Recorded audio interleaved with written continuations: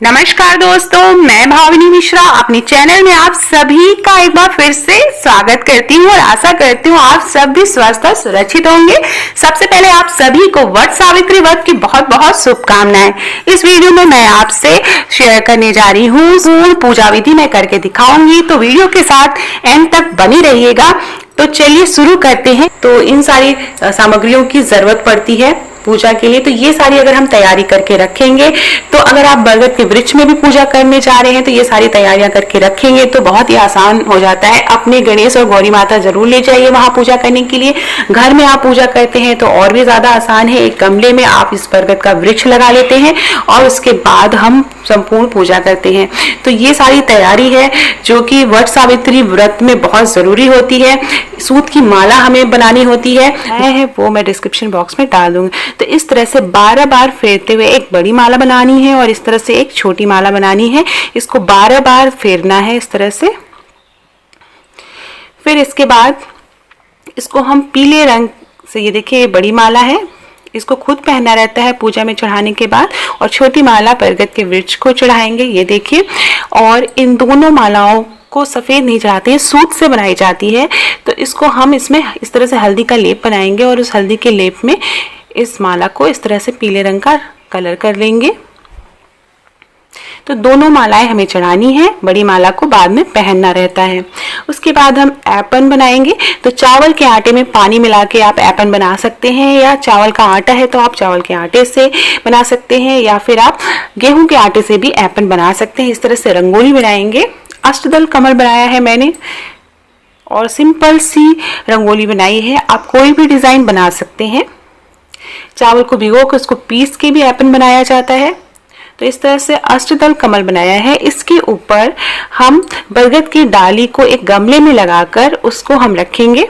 अगर आप घर में पूजा कर रहे हैं तो ये देखिए एक बरगद की डाली को मैंने लिया है। डाली ऐसी लेनी है जिसमें कलियां लगी हों, क्योंकि उसी कलियों को हम खाते हैं। और इस तरह से हम ऐपन जहाँ पे बनाया है वहां पे हम रख देंगे। उसके बाद हमें एक पान का पत्ता या बरगद का पत्ता लेना है और उसके ऊपर गणेश भगवान जी और माँ गौरी को स्थापित करना है, क्योंकि गणेश भगवान जी की पूजा सर्वप्रथम की जाती है। तो गणेश जी को के लिए मैंने एक सुपारी ली है। सुपारी के ऊपर कलावा इस तरह से लपेट दिया है, अच्छा सूत लपेट दिया है। और माँ गौरी आप मिट्टी के बना सकते हैं, गोबर के बना सकते हैं। बगल में एक बरगद का पत्ता लिया है, उसके ऊपर चावल, पीले चावल रखे हैं और उसके ऊपर जल कलश भर के रखा है और कलावा मैंने एक लगा दिया। तो इस तरह से बगल में हम कलश स्थापना करेंगे। किसी भी पूजा में कलश स्थापना जरूर करनी चाहिए। और अन्न को जरूर शामिल करते हैं। आप गेहूं ले सकते हैं या चावल ले सकते हैं। पान के पत्ते के ऊपर मैंने चावल लिया है और इसके ऊपर मैं दिया रख दूंगी। बहुत से लोग सावित्री, सत्यवान, ब्रह्मा जी और सरस्वती माँ की भी पूजा करते हैं, तो उनकी भी मूर्तियां यहाँ पे बरगद के वृक्ष के पास स्थापित करते हैं मिट्टी की बना के। हमारे यहाँ ऐसा नहीं होता है, तो आप अपने घर में बड़े बुजुर्गों से जरूर पूछ लें कि किस तरह से पूजा होनी है। उसके बाद हम गंगा जल से आचमनी करेंगे, शुद्ध करेंगे, बरगद वृक्ष में डालेंगे। सबसे पहले हम गणेश भगवान जी को आचमनी करेंगे, कलश में आचमनी करेंगे। तो इस तरह से गंगा जल हमें डालना है। फिर उसके बाद सबसे पहले हम बरगद को सींचते हैं। तो जल लेंगे, एक लोटे में, पीतल के लोटे में जल लेना है और जो है बरगद के वृक्ष में या जो डाली हमने लगाई है उसमें हमें सींचना है, उसमें जल अर्पित करना है इस तरह से। उसके बाद जो कलश स्थापना हमने की थी उसके ऊपर हम दिया रख देंगे, घी का दीपक जलाना है। फिर उसके बाद रोरी, अक्षत, कुमकुम से हमें पूजा करनी है। तो गणेश भगवान जी को रोरी, अक्षत, कुमकुम अर्पित करेंगे, माँ पार्वती को अर्पित करेंगे। अपना सिंधौरा पूजा में जरूर रखें। जो भी सिंधौरा अपने शादी में सिंधौरा जो आता है उसी सिंधौरे से आपको सिंदूर लगाना होता है, तो सिंधौरा पूजा में जरूर शामिल करें। बरगद के वृक्ष में रोरी, अक्षत, कुमकुम लगाएंगे। बरगद के वृक्ष में हमें एप्पल लगाना होता है, जो चावल पीस के जो एप्पल बनाया जाता है वो लगाना है। मैंने उसमें थोड़ी सी हल्दी मिला दी है और उसी एप्पल को हमें 5-7 इस तरह से और नंबर में पत्तों में लगाना था। आप 5 पत्तों पर लगा सकते हैं या 7 पत्तों पर हमें एप्पल लगाना होता है। एप्पल का मतलब होता है पिसे हुए चावल में पानी मिलाकर लगा सकते हैं। मैंने उसमें थोड़ी सी हल्दी मिला दी है। कुमकुम लगाएंगे, इसी तरह 5 बार कुमकुम लगाना है, हल्दी लगानी है, अच्छा चढ़ाना है। बहुत से जगहों पर बगल में तुलसी का पौधा जरूर स्थापित करते हैं। पूजा में बहुत से लोग सभी भगवान जी का आह्वान करते हैं पूजा में, तो अलग अलग तरीके से अलग अलग जगहों पर पूजा की जाती है। बिहार में सावित्री, सत्यवान, ब्रह्मा जी और सरस्वती माँ की पूजा भी की जाती है। माँ गौरी और गणेश जी की भी पूजा साथ में की जाती है। अब हम पान का पत्ता लेंगे, उसमें लौंग और इलायची रखेंगे और गणेश भगवान जी को अर्पित करेंगे। गणेश भगवान जी को आप दुर्वा अर्पित कर सकते हैं। माँ पार्वती को पान के पत्ते में लौंग इलायची अर्पित करेंगे। बरगद के वृक्ष को हम अर्पित करेंगे इस तरह से। तो पूजा का तरीका कोई भी हो, सच्चे मन से पूजा करनी चाहिए। कोरोना काल चल रहा है तो बहुत ज्यादा सामान अगर आपको नहीं मिल पा रहा है, आप बाहर नहीं जा पा रहे हैं, बहुत जगहों पर लॉकडाउन लगा है, तो जो भी आसानी से उपलब्ध हो उसी चीजों में आप मन से पूजा करें। इसके बाद जो मैंने छोटा माला बनाई थी जिसको 12 बार फेरी लगा के, मतलब उसमें 12 रोल हैं, तो 12 बार सूत से इस तरह से गोला माला बनाई गई है, तो इसको हम बरगद के वृक्ष या डाली में लगाएंगे। दूसरी माला को भी हम चढ़ाएंगे। इस माला को पूजा के बाद खुद पहन लेना होता है। बहुत से जगहों पर प्रथा है कि पति जो है वो माला पहनाते हैं। ये देखिए इस तरह की माला है, तो सूत की माला है, 12 बार 12 फेरे लगाकर ये माला बनाई गई है। तो छोटी छोटी मान्यताएं हैं जिसे हमें ध्यान में रखना होता है। उसके बाद हम श्रृंगार का सामान चढ़ाएंगे। तो श्रृंगार का सामान जो भी आसानी से उपलब्ध हो पाए, चूड़ी, बिंदी, सिंदूर, सुहाग का जो भी सामान होता है, ये जो 3 चीजें वो मैंने मेन होती है वो बता दी। बिंदी माँ गौरी को चढ़ाएंगे, बरगद के वृक्ष को चढ़ाएंगे। तो पूजा जो हम करते हैं वैसे ही करेंगे। फिर उसके बाद बिंदी हम लगा देंगे, सिंदूर आप माँ गौरी को चढ़ा देंगे और सारा श्रृंगार का सामान आप वहीं पे रख सकते हैं। आपने जिस थाली में श्रृंगार का सामान रखना है उसको छुआ के बगल में रख देना है। तो श्रृंगार का जो सामान है, उसके बाद जो श्रृंगार का सामान है आप जो बचेगा वो आप किसी सुहागिन महिला को आप दे सकते हैं। इस पूजा में दक्षिणा का भी विशेष महत्व होता है, तो दक्षिणा जरूर चढ़ाएं और सीधा जरूर निकालें। सीधा मतलब एक दिन के किसी भी ब्राह्मण को खिलाने का जो भोजन होता है, दाल, चावल, हल्दी, नमक, थोड़े आलू और इस तरह से सीधा निकालते हैं। सब्जी थोड़ी सी निकाल देते हैं।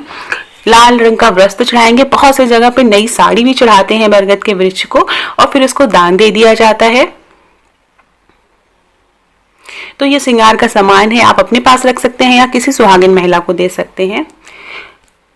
उसके बाद फल चढ़ाएंगे। खरबूजे का विशेष महत्व है इस पूजा में। 2 खरबूजे इस पूजा में लिए जाते हैं। एक खरबूजा बरगद के वृक्ष को चढ़ाया जाता है और दूसरा बायना के लिए निकाला जाता है। जैसे बिहार है तो वहां पे बायना के लिए निकाला जाता है और यहाँ यूपी में जो है वो कोछे में डाला जाता है। खरबूजा कोछे में डाला जाता है और वो देवरानी या ननद, कोई भी सुहागिन देवरानी या ननद डालती है। अगर आपके पास कोई नहीं है तो आप खुद कोछे में डालेंगे, वो मैं बताऊंगी आगे।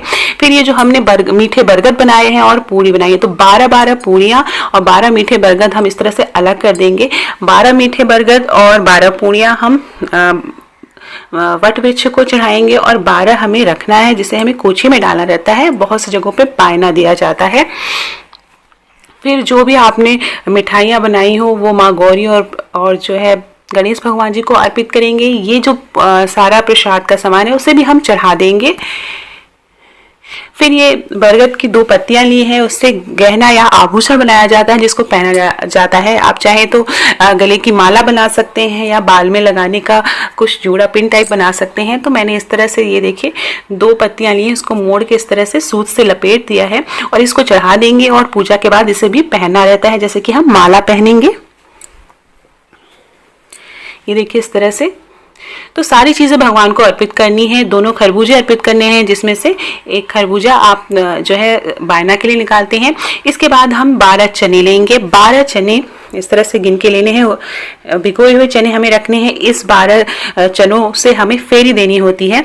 अभी उसके बाद ये बेत का जो पंखा है इसका भी पूजा में बहुत महत्व होता है। इस पे भी एप्पल लगाया जाता है, हल्दी से मिला हुआ एप्पल है और मैंने एक स्वस्तिक बना दिया है।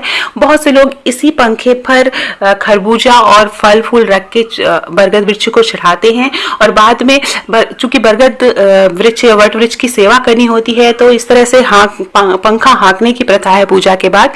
उसके बाद 11 चने और एक कली जो कि बरगद की कली है उसको निगला जाता है पूजा के बाद। तो इसको हम अलग से रख लेंगे जब पूजा समाप्त हो जाएगी या जब पारण किया जाता है तो इस तरह से इसे खाना होता है। 11 चने और एक कली, अगर कली नहीं मिल पा रही है बरगद की तो 12 चने निगलने होते हैं। उसके बाद हम 12 चने और अलग से मैंने लिए हैं और उससे 12 बार फेरी देते हैं। इस तरह से एक एक चना डालते जाएंगे और फेरी देते जाएंगे। जब भी फेरी दे रहे हो तो हमें बोलना नहीं चाहिए। चने की फेरी देने के बाद 12 बार सूत से फेरी देनी होती है। सूत में कहीं भी गांठ नहीं लगानी होती है इस तरह से, और जो बच जाए सूत उसको वहीं पे ऐसे छोड़ देना होता है, तोड़ना नहीं होता है। तो इस बात का हमें विशेष ध्यान देना है। फिर फेरी देने के बाद हम कथा सुनेंगे। सावित्री वट कथा है, सावित्री और सत्यवान की जो कथा है वो सुनी जाती है। और उसके बाद धूप बत्ती जलाएंगे और आरती करेंगे। गणेश भगवान जी की आरती करेंगे, माँ गौरी की आरती करेंगे और जो व्रत कथा में जो पुस्तक में लिखा है आरती वो भी कर सकते हैं। उसके बाद आरती लेंगे, आरती घर के सदस्यों को देंगे और उसके बाद हाथ जोड़ के क्षमा प्रार्थना करेंगे कि पूजा में हमसे कोई भी भूल चूक हुई हो तो भगवान हमें माफ करना, हम सबका सौभाग्य अखंड करना, सदा सुहागिन रखना, और इस तरह की कामना करते हुए हमें पूजा समाप्त करनी है। उसके बाद जो भी श्रृंगार का आपने सामान चढ़ाया है उसमें से सुहाग का सामान आप पहन सकते हैं। सुहाग लेंगे तो जो भी बिंदी आपने चाहे उसमें से एक बिंदी आप लगा लीजिए, जो चूड़ियाँ चाहे उसमें से एक एक चूड़ियाँ आप हाथों में पहन लीजिए और जो सिंदूर माँ गौरी को चढ़ाया है उससे आप सुहाग ले लीजिए। उसके बाद घर के जो बुजुर्ग हैं या सास हैं उनका पैर छू के आशीर्वाद लेना चाहिए। बहुत से जगह पर बायना देने की प्रथा है, तो जैसे बहुत सारे लोग मिलकर अगर पूजा कर रहे होते हैं तो वो एक दूसरे को बायना दे देते हैं। और इसके बाद जो 12 पूरी और 12 मीठे बरगद हैं उनको कोछे में डालना होता है। तो अगर आप अकेले पूजा कर रहे हैं तो वो आप अपने आप ही थाली में डाल लें, या फिर आपके पति पूजा में शामिल हैं तो आप उनसे डलवा लें। उसके अलावा जो है ये देखिए इस तरह से, और ये जो मीठे बरगद हैं और पूड़ियाँ हैं वो खुद ही खाने होते हैं, तो आपको और आपके पति को मिलके खाने होते हैं। उसके बाद पति की पूजा करने का भी बहुत जगह पर प्रचलन है, तो एक माला जो है पहना के पति की पूजा करके उन्हें भी पंखा हाँकते हैं यही बेद से। तो इस तरह की प्रथा है, अगर आप बड़े बुजुर्गों से पूछ लें ये प्रथा हो तो आप इसे ज़रूर फॉलो करें। तो ये थी संपूर्ण पूजा विधि। तो इस तरह से वट सावित्री व्रत की पूजा की जाती है। अलग अलग जगह अलग अलग मान्यताएं हैं। बिहार में स्पेशली 5 मीठे बरगद और 5 पूड़ियाँ चढ़ाई जाती हैं, लेकिन इधर यूपी में 12 पूड़ियाँ और 12 जो है फेरे लगाए जाते हैं। तो कंफ्यूज मत होइएगा, आप अपने घर के बड़े बुजुर्गों से ज़रूर पूछिएगा कि कैसे पूजा करनी है। वीडियो पसंद आए तो प्लीज़ दोस्तों के बीच में शेयर करना ना भूलिएगा। कमेंट बॉक्स में जय माता दी ज़रूर लिखिएगा और पसंद आए तो लाइक कमेंट पे ज़रूर क्लिक करिए और मेरे चैनल को प्लीज़ सब्सक्राइब कर लीजिए। ऐसे ही अच्छी अच्छी वीडियो बनाने की मैं कोशिश करूँगी।